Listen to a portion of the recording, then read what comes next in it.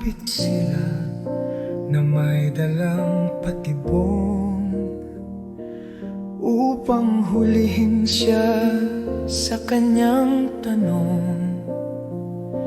Dapat bang magbayad ng buwis sa hari? Nag-aabang sila ng maling masasabi. Humingi ng salapi, itinaas ang madla. Kaninong mukhang nakaukit, kaninong tatakba? Kay Cesar sagot nila, puno ng yabang. Ngunit ang tugon niya'y tumagos sa alang-alang. Ibigay kay Cesar ang para kay Cesar, ang buwis at ginto ng mundong marupok.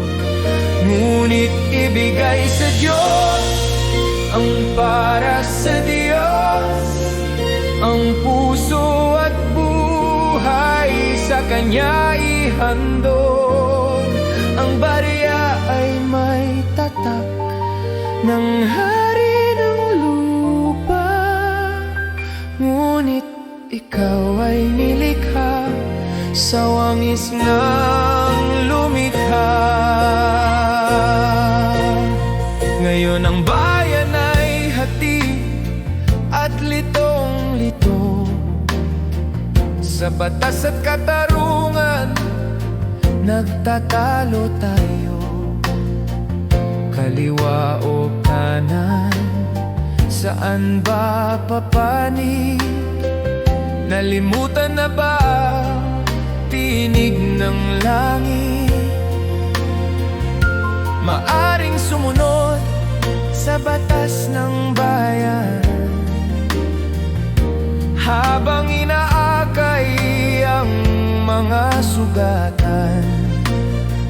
Hindi kailangan mamili ng kulay, kundi ang gumawa ng mabuti habang nabubuhay. Ibigay kay Cesar ang para kay Cesar, ang buwis at ginto ng mundong marupok.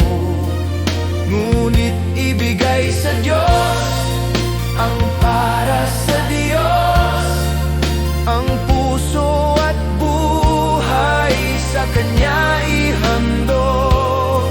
Ang barya ay may tatak ng hari ng lupa, ngunit ikaw ay nilikha sa wangis ng lumikha.